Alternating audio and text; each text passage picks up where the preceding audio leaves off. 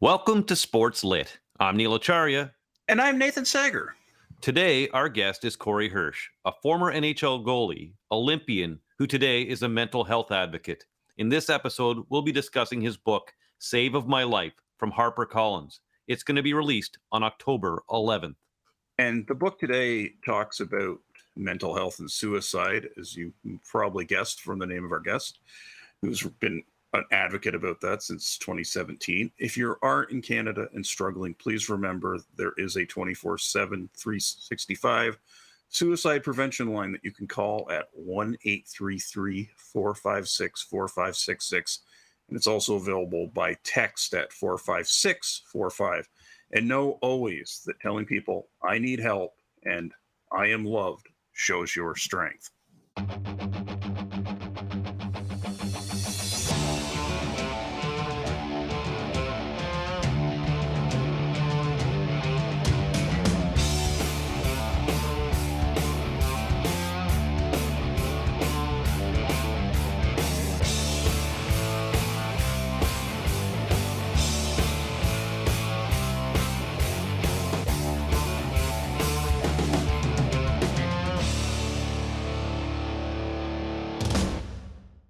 On a hot June night in 1994, the New York Rangers became Stanley Cup champions for the first time in 54 years.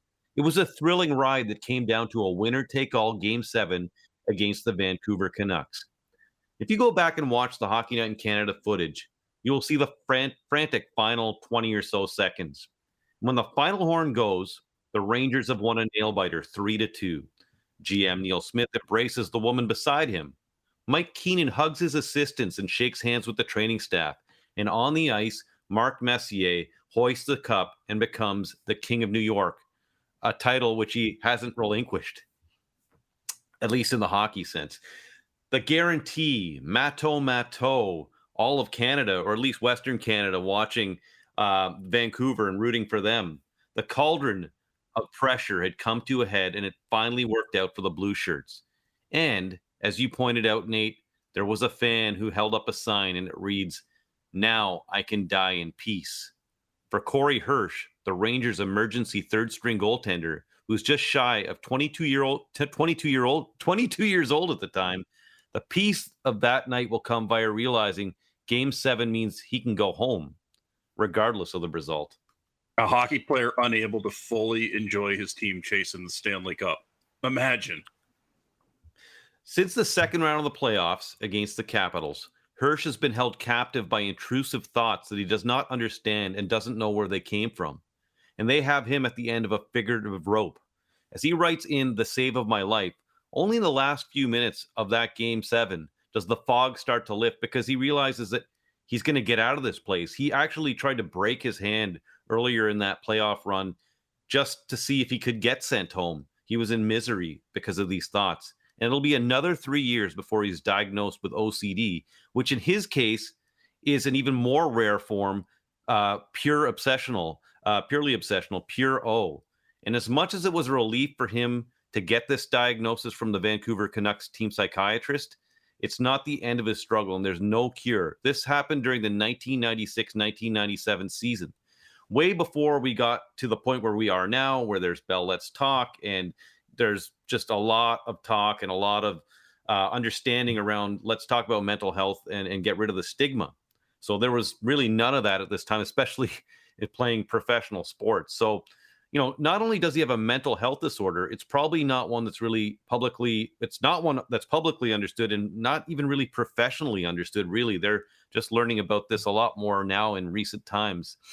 And through all of this is all happening basically he's the only guy that knows about it. It's not really known to anyone else. And then in 2017, he released an article in the Players Tribune, and it's titled Dark, Dark, Dark, Dark, Dark, Six Darks, which in this story, it explains, his suicide attempt. He was going to run his car off of a cliff because he had this unending cycle in his head.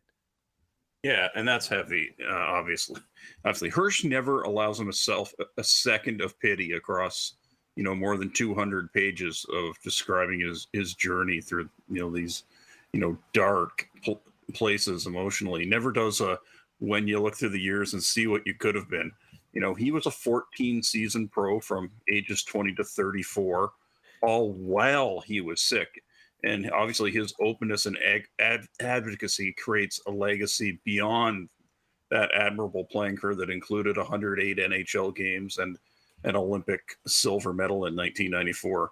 But his hockey TV page reaffirms how tough a living it must have been for someone who sort of, had so many things in his working against him that kept him from reaching his potential, because he played for 17 different teams. I mean, that is the biz, but it's kind of like almost like a hyper reality version of what many people who have, mental health disorders go through. I mean, they need the stability more than anyone else, but it often becomes so hard to get it because people don't think you're not fully invested in something. They think you're not there, not present. And you don't want to sometimes self-advocate, because that means letting people know, trusting people to understand that you have a sickness that isn't visible. And I will add, I was completely ignorant about pure OCD. I probably carried forward, the more common media portrayals of the other forms of OCD until we read this book, Neil. Yeah, and that's something we'll ask him about, because the term is just synonymous with just obsession, as opposed to any type of mental illness, debilitating mental illness associated with that. But you said it. There is one book I thought of that I had read prior to this, that relates to the same subject, and that's written by a guy named John Kerwin. He's an All Black, Nate, and as you know, the status of an All Black in New Zealand in the rugby world is they are the ultimate competitor. They are the cream of the crop in rugby, and he wrote a book called All Blacks Don't Cry, because he was having a lot of these similar pure O thoughts, and we haven't touched on them yet, but there's kind of like there's silos of them, and they can overlap. And from what I remember about John's book, he was worried about hurting someone all the time, which, for a lot of people, that thought can go in and out of your head. But, for people like John or Corey, that just stays with you, and you're trying to understand it and break it down until it becomes immobilizing. And so that comes to my mind too. And I'm gonna be interested to see if he does know about this book, All Blacks Don't Cry. Yeah, there were times where the descriptions of those like thought loops that were in Corey Hirsch's head, it just comes flying at you like so many point blank shots during a 5-on-3 power play, to use a really tortured hockey analogy. But much gratitude for Hirsch for relating as much what it is like to battle with that. I had no idea, and I, speaking from a place of having known for more than 20 years that I have depression and social anxiety disorder, but I have never had anything as intense as what Corey and Sean Patrick Conroy describes.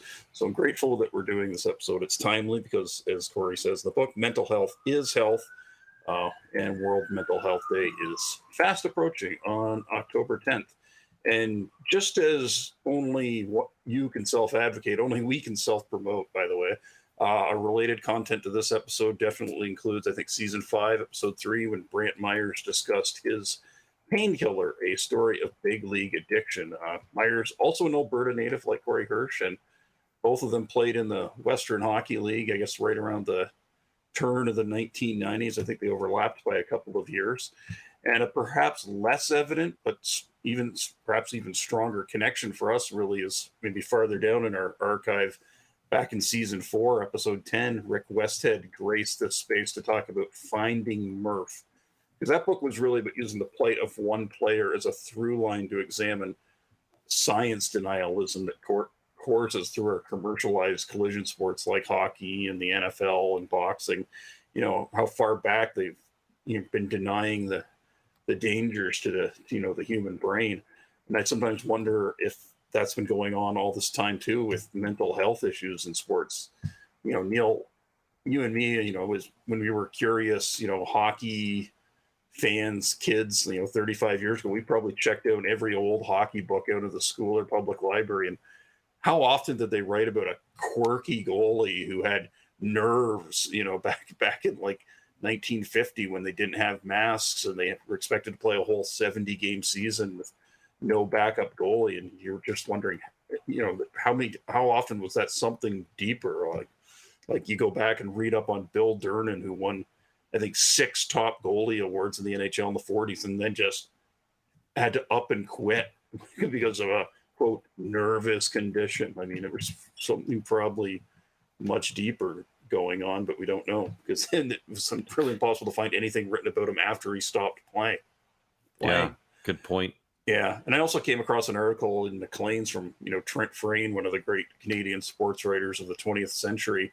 Never talks about mental health, but it just lays it right on the line that hockey was asking way too much of goalies in particular in those days. Like I say, 70 game season, no backup, no mask, no goalie coach. You could look it up. No goalie in the NHL in 2022 with all the supports they have now. No goalie played 70 games last year. UC Saros of Nashville played the most with 67. Well, back to Corey. We are going to talk to him today about his path from despair to hope, and now he helps others. And you said it off the top, Nate. He always says he says at the end of this book, if there's a takeaway, it's these 3 words, and that's, I need help. Mm-hmm. After the break, Corey Hirsch.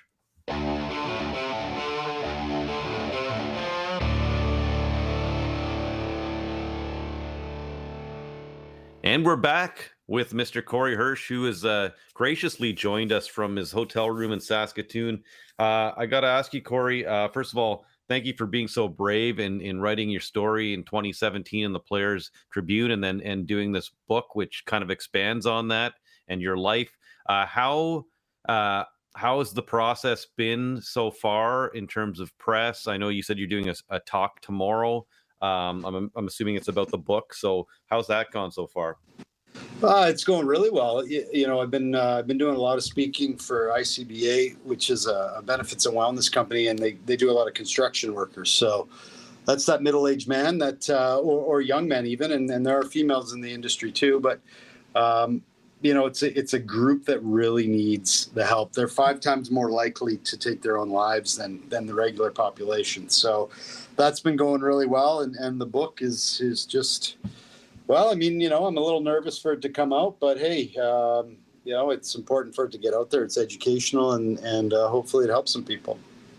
Oh, absolutely, Nate. I know we both read it and we're very moved by it. This goes back to the Players Tribune article in 2017. And one of the things myself and Nate, I guess, both noticed is, obviously, mental health has come a long way, but what's so interesting about this is you talk about something so specific.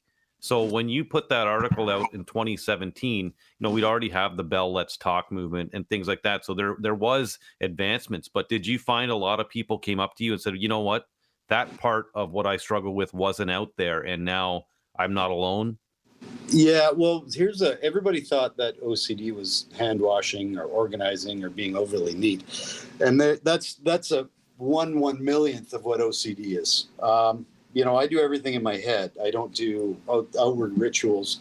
But, it's what I wrote really surprised a lot of people because, like I said, they didn't know that was what OCD was like. And here's the thing about OCD is people, they kind of use it as an adjective or whatever, but most of my friends that have OCD have either tried to take their own life, and some have been successful. So it's not really a funny, it's debilitating. It's one of the top 10 most debilitating, I don't want to call it an illness or a disease, but one of the top 10 most debilitating things, in North America as far as it's been rated. And, we need to put a lot of people are struggling with it, and I just want to educate people and make people feel they're less alone that do have these thoughts.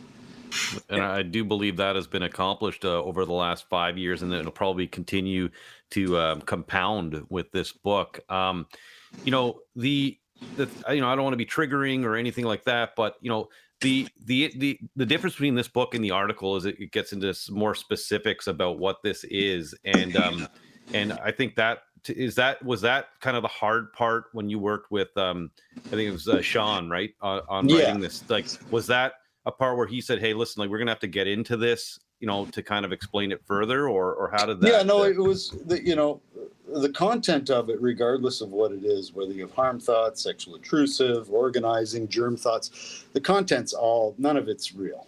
But for whatever your brain makes you think it's real. And it's an epic battle in your head when you know the truth. But, I always say this, OCD just tries to muddy the waters and tries to make you doubt and all that stuff. So the content isn't really even important. The content is just what it is. And I don't know why my brain chose it. I don't know why other people's brains choose germs. I don't know why other people's brains choose harm thoughts. I don't know. Nobody really does know.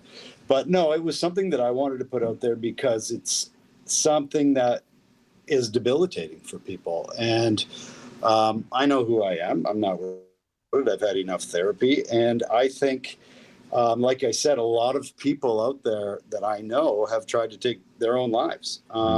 And we need to put an end to that with OCD. So Sean's just a great writer. Like, Sean just took it and to another level, really. I mean, that's just who he is. And he's such a talented, gifted writer. And I'm sitting there reading it going, Jesus, were you sitting right beside me? Like, were you there when all this was going on?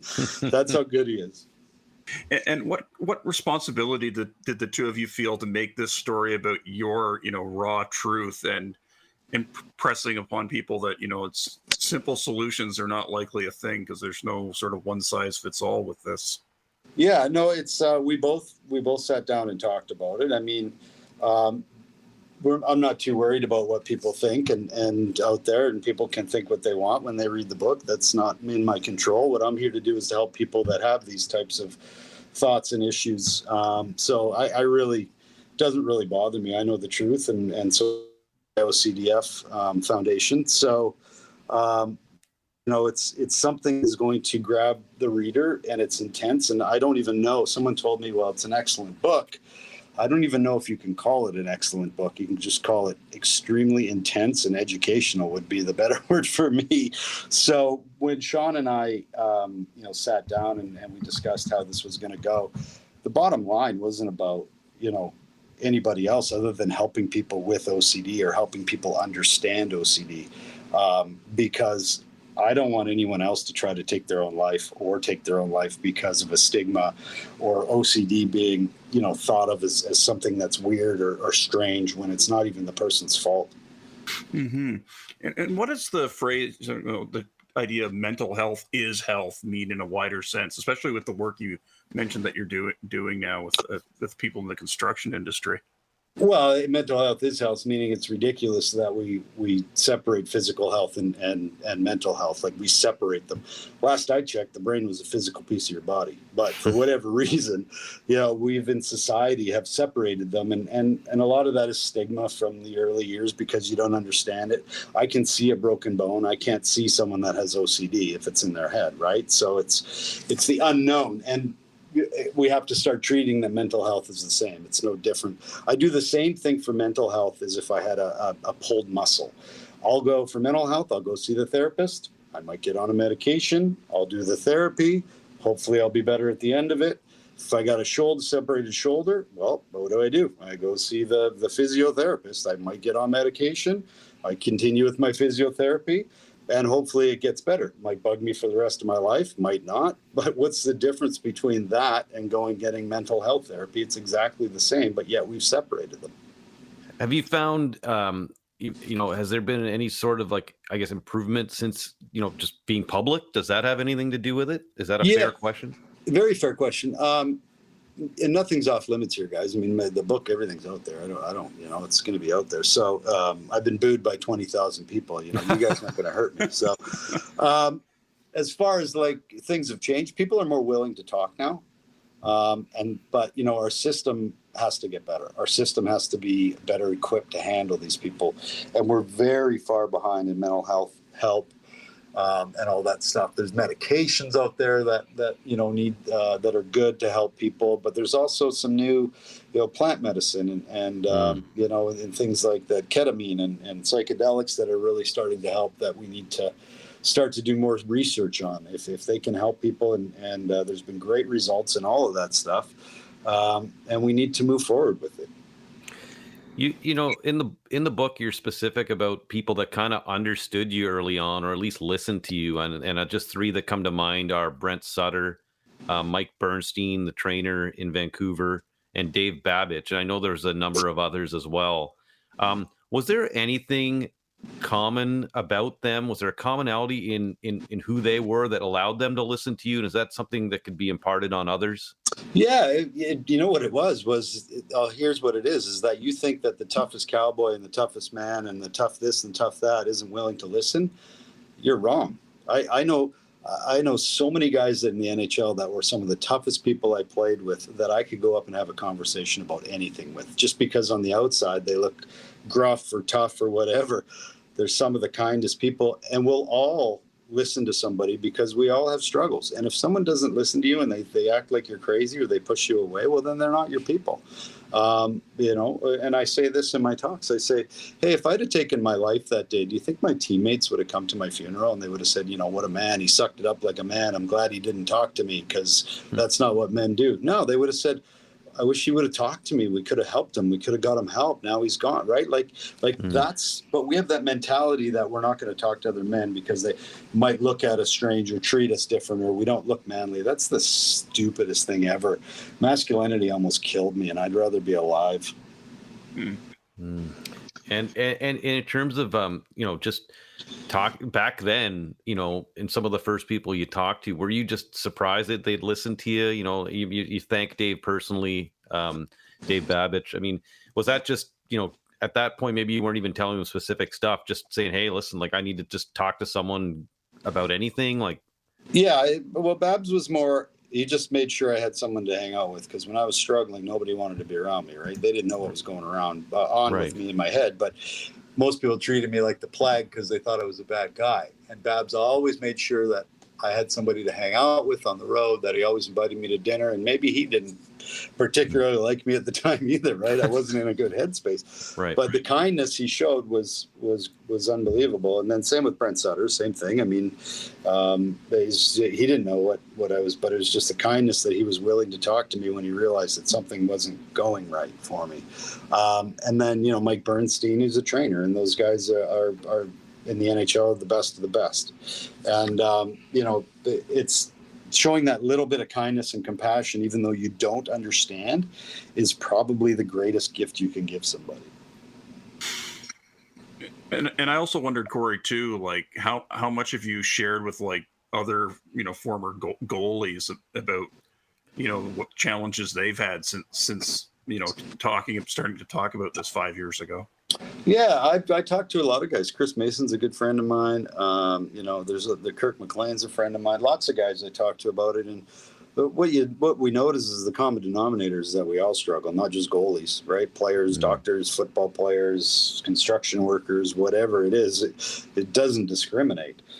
People ask me if hockey did this to me, and I'm like, no, hockey actually saved me because it gave me an outlet and a rink and people to be around. If I was home alone every day, I'd be scared to know what would happen. And hockey was a great gift for me. So this has nothing to do with hockey or the sport I played or any kind of pressure. This is just something that, happens to people. It really does. And some of it's genetic and some of it's, your environment. It's all sorts of different things.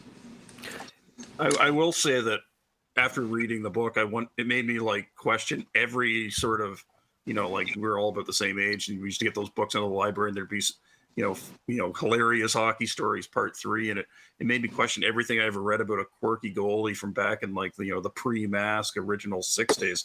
How should one look at those stories now, knowing what is universal to players? Well, look at them the same. Enjoy them. The good. 70s Okay. goalies, 60s goalies were a little bit nuts. They didn't wear masks. Like, right? You had to. But no, you know what? Those stories are, I mean, those were the times that people, maybe they had mental health issues. Maybe they didn't. I don't know. I mean, you know, you look at Terry Sawchuk was, you know, alcoholism and, well, something was going on, right? Like he wasn't drinking because he was a goalie and he liked to. He was drinking because something in his life happened traumatic, and people just didn't understand, so they blew it off as him being a goalie. But I guarantee you, I've seen the story and I've watched the movie and that, and I mean his brother died when he was when he was younger. There was his dad there was some abuse or something. I can't remember. I don't know if that's true, but something like that. And then he went on to play in the NHL. The NHL didn't make him an alcoholic. It was the trauma underneath of everything he went through. And we need to start understanding that alcoholics, heroin addicts, opioids crisis, or whatever, these are people that have trauma. They didn't wake up one day and go, hey, you know what? At 7 years old, I don't want to be a fireman. You know what? I want to be an alcoholic, and I want to live on Hastings, and I want to be right. People don't do that. Something has happened, and they need the help. But it's up to them to get the help, too, as well. And that's, that's part of your aim now and your mission after playing and coaching, and also working as a commentator is to get people that help. I want to go back to both myself and Nate. We're journalists, and the Players Tribune occupies an interesting space, I think, for journalists in that, Derek Jeter created it because, he wanted to, and he lived in that cauldron. You've seen how that cauldron works in New York in 1994 when you're there. It's, the press can be tough, and that's putting it lightly. So he created this after he retired to give the athletes an unfiltered voice. So I guess my question to you is, do you need to have the Tribune to reveal this story for the first time? Was it important that you had unfiltered access and someone could, write down what you wanted to write without it going through a journalist per se? Yeah. So what that did was I was going to write a book, but a book is specific. Like you have to get specific people to read it. Not everyone likes reading, right? Not everyone's going to read this book. The article was fast. It was a long read. It was an intense read, but it was something that could get out there quickly and hit the masses quickly because you can get it over the web, right? And the web, there's a reason it's called the web. So that's how that worked, and it hit really hard. If I'd have wrote a book first, I'm not sure if there would have been, that kind of impact. But I was one of the first professional athletes to talk about a suicide attempt, to talk about OCD in that way. And there was people that came before me, Clint Malarchuk, Sheldon Kennedy, all those guys that paved the way when it wasn't quite as safe to do so. So I have to give a big thank you to those guys too. Yeah, it's interesting because you do mention Sheldon Kennedy in your book, and kind of like guys telling you, hey, like watch out for him. And maybe some of the same people were saying that about you, right? Because at the time, nobody knows. Yeah, exactly. I'm sure. Yeah. Oh, I'm sure. I know my teammates did. I know some of them tried to get me traded. Right. You just don't know what's going on. But it's up to the person too, right? Like I didn't come forward. I didn't tell people what was going on with me. I didn't come forward with my struggles even after I got diagnosed, right? So people are left to guess. And that's hard to do. So part of it's on me too, right?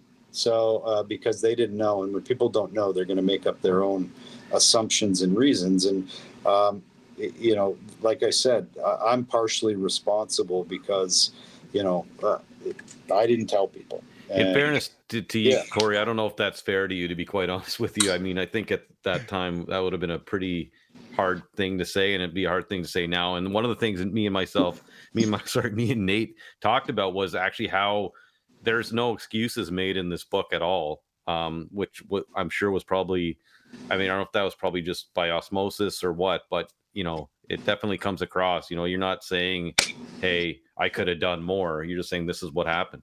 Yeah, no, and I don't make any excuses. I don't know what happened or why it happened. I still don't, but there's no need to make excuses for it. Take responsibility and, and just know that, hey, I didn't ask for this. I didn't go, hey, universe, give me this. That sounds fun, right? Right. So it's just, like I said, I didn't ask for this, but it's what I deal with. Before I want to move on to just some of the highlights of you playing, and some of you played the biggest hockey league in the world, and I think it's about 7 seasons. And I think you say there's how many goalies are there? And you get to be one of those, which is quite amazing. I know I used to work with Kevin Weeks, and he'd always bring that point up, like how many goalies are there, and you're one of them. So I wanted to ask you though, have you heard of a book called All Blacks Don't Cry by John Kerwin?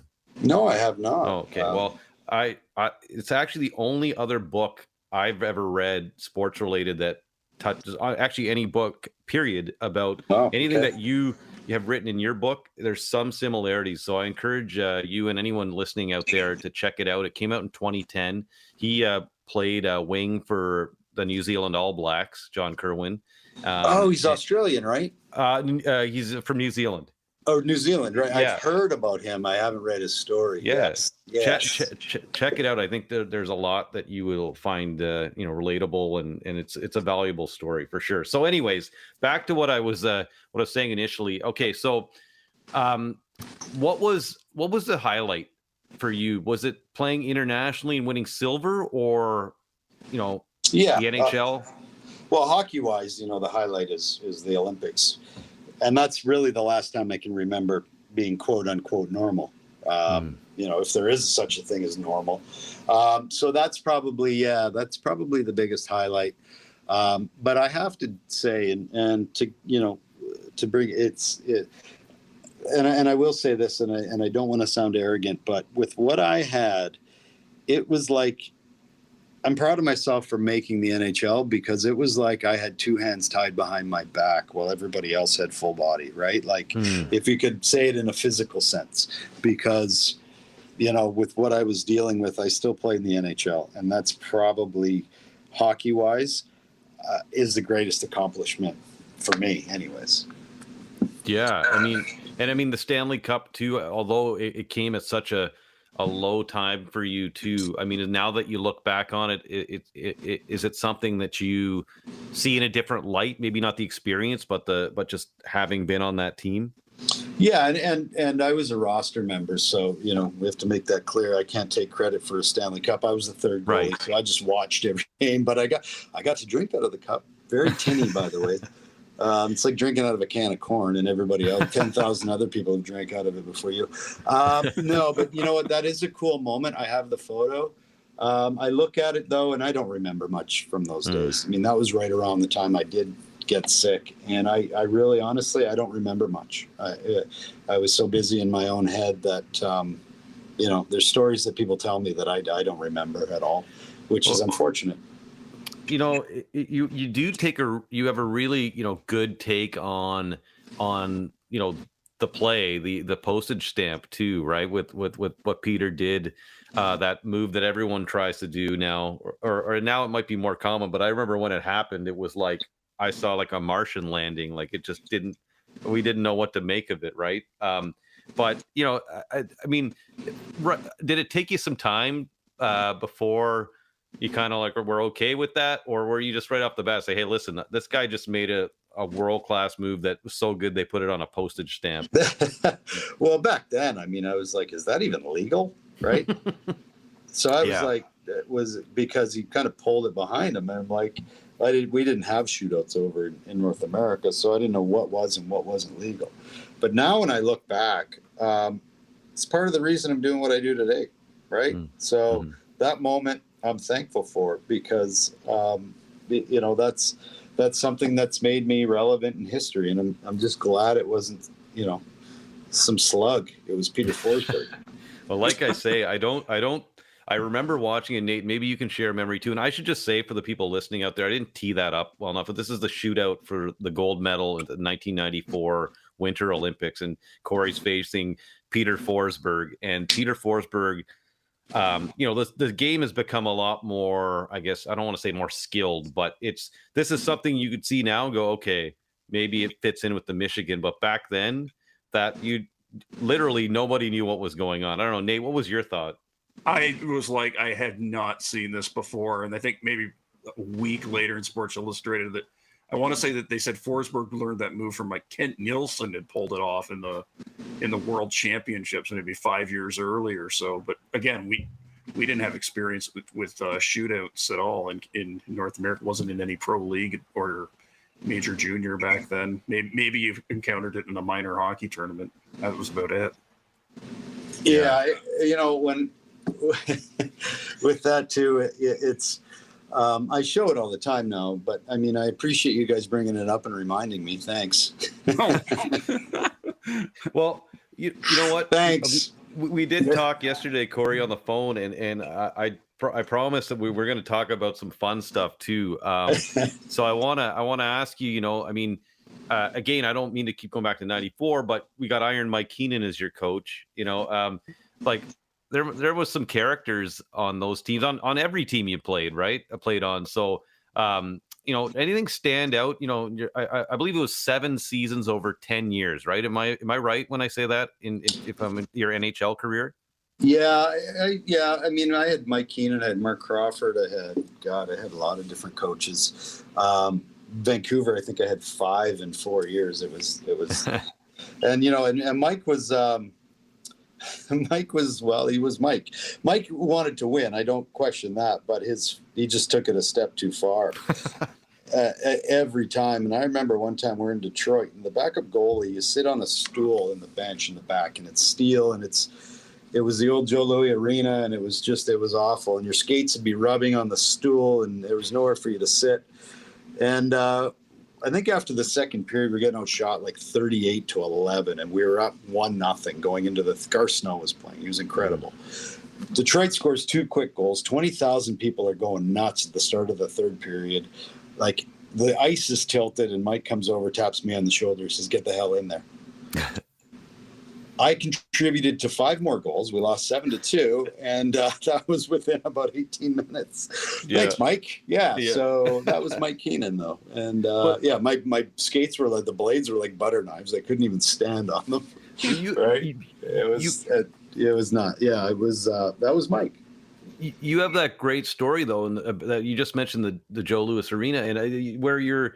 Like, you had like a full circle moment there, right? Like where you went because that was your first NHL game there, right? Yeah, my first NHL game. We tied 2-2, and then, it was almost good, I think 15, 20 years later, where my boy and his team were in Detroit in the last year that Joey Louis was up, in the last season that it was in use. I got to take my boy to a game, and I called the Red Wings, and Kenny Holland set me up with tickets, and I didn't know where they were. They just so happened to be up in the upper rafters behind the net that I had my first NHL start in. So that was pretty cool. I was there with my boy and his hockey team. That's amazing.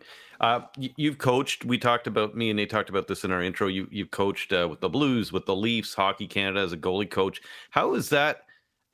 Like, how's that? Like, there's so much advancement with analytics and everything. How did that role change? Like, from when you first started to kind of when you maybe bowed out, or what you're even noticing now from fellow colleagues? Like, is it just racing at the speed of light type thing? Yeah, it's goaltending changed a lot. Obviously, goalies got bigger, the butterfly style came in. That's part of what pushed me out. But it also, I never had a goalie coach till I was 27 years old. I got to Nashville with Mitch Korn, and goalie coaches definitely have a role. I see a lot of overcoaching now, and I think it hurts our goaltending, actually, because there's an athletic element that's, being forgotten, and creating all these robot goalies in peewees and bantams and U16s and all that stuff, and just let them play, and they'll learn that stuff as they go along. And I think we're all trying to get an edge, and we're creating these robot goalies that. There's still athleticism, man. Like, you look at Demko and Markstrom and all these guys, and you look at Shesterkin and Vasilevsky and how athletic they are. It's quite incredible how much goaltending has changed. Yeah, one thing I wonder about too is if with the butterfly and the constant search to always have a big goalie, is that really the best thing for long-term athlete development? Because I look back at old footage from the 70s and 80s, and those goalies just seem so much more human, just flopping around and stacking the pads.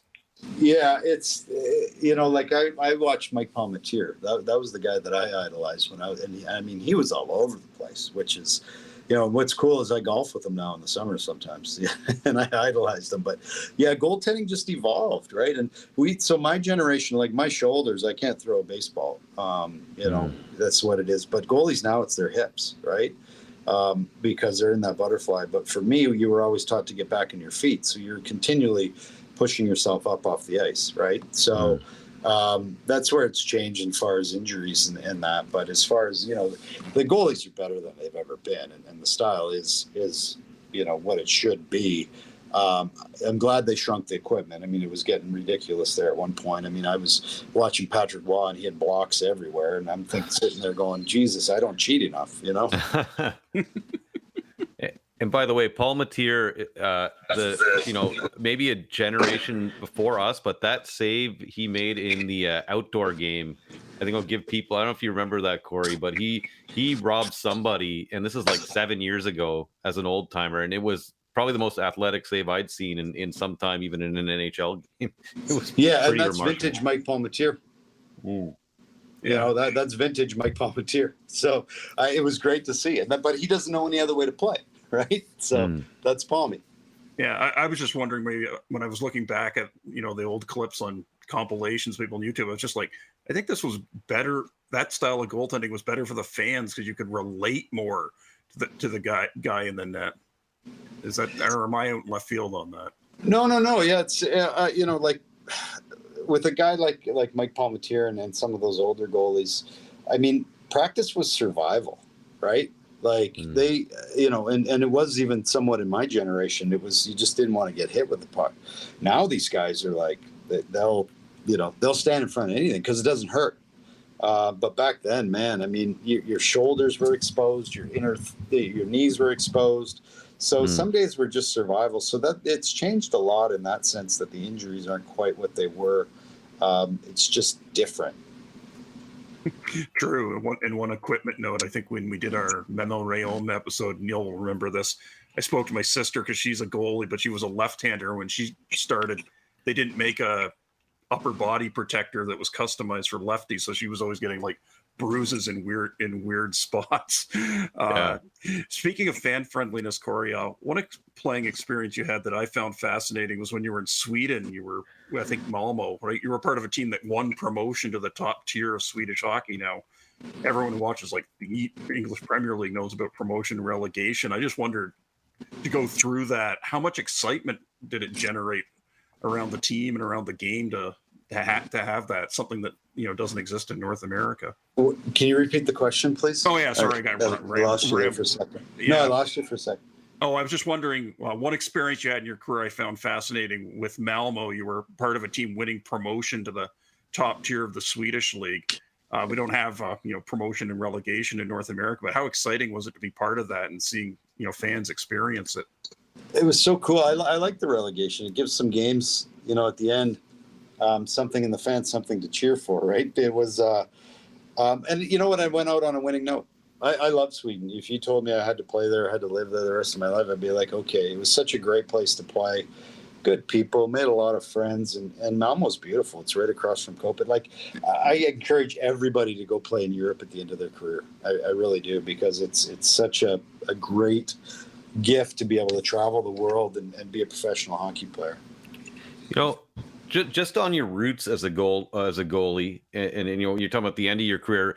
You have a funny story about just kind of learning or getting the bug, and it's about throwing a French fry at your mom and realize there might be a goalie gene when she makes like a glove save off this French fry you threw at her as a kid.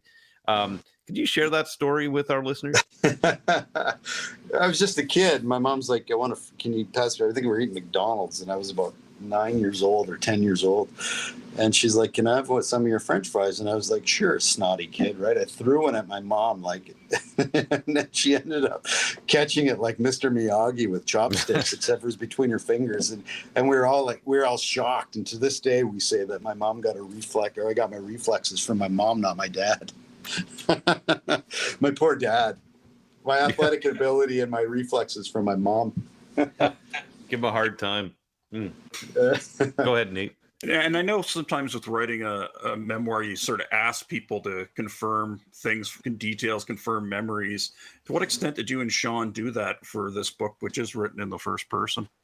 Yeah, there's a lot of stuff I don't remember, right? So, I had to ask people. Like, I had to ask my mom some stories she told me, and so for me, like, I had once it was written, and once Sean went through it and kind of punch wrote it, he just gets it. Like, he just gets OCD, and some of the stuff, I'm sure he made some calls. Some of the stuff was other people making calls and pulling stuff from everywhere. But like I said, I don't remember a lot from those days because I was so busy in my own head. And there probably is a lot more that could be in the book that I don't even know. But I'm going to give you guys a spoiler at the end of it. I live. Okay. So I don't know if you know that, but I make it. You know what? Yeah, we're so happy you did, and there's probably gonna be so many more people out there once they read it that are happy that you decided in 2017 to share this for the first time, and then just go further and just kind of explain the whole situation. And so that leads us to what you're doing now. And there's the Blindsided podcast with Dr. Diane McIntosh. Has that been therapeutic for you as well? I mean, I know you're not sitting in there with her, but in the sense of you're getting treatment, but is that a kind of a healing process or a treatment process as well? Some of it's really hard. Some of it's really hard to listen to. Some of it's I can relate to. So I can feel other people's pain when I'm doing some of those stories, but Diane's great. And I'm learning a lot, right? I'm learning a ton. So I wouldn't call it therapeutic. I would call it knowledgeable. But there's days after some of those interviews, I have to go and take a break. Like, I got to take 2 days to myself because it's pretty intense stuff. Like, we had Everson Griffin on, who's bipolar, and before he got diagnosed, there's a lot of things that happened. Sheldon Kennedy was on, and Sheldon's story was quite a while ago, and I talked to Sheldon, but there's a whole new generation that needs to hear that story. Because it's still happening today. So those are tough ones, and I've got to take a little break and a time out when it gets like that. So it's more knowledgeable for me.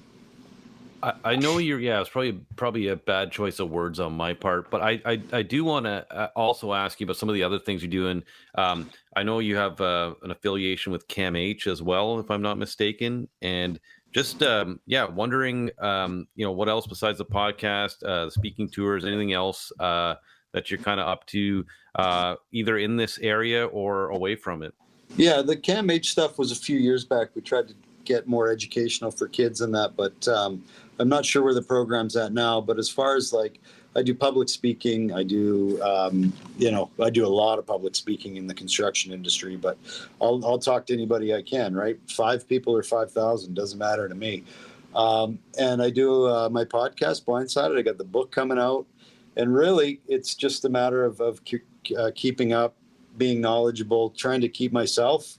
I'm still in therapy myself. Like, it's something I'll have to live with the rest of my life, but I do well. And I have to keep up with that, and I got to take care of me. So that's part of it as well.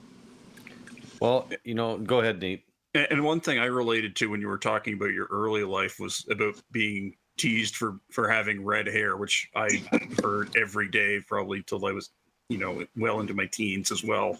I wondered how did you work to shed that negative energy that people were trying to put on you? I'll be honest, I still don't. I still struggle with it. I still think I'm ugly.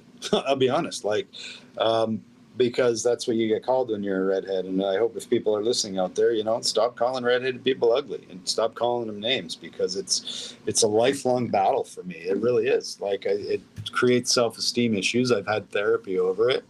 And it's not cool. People are beautiful in their own right.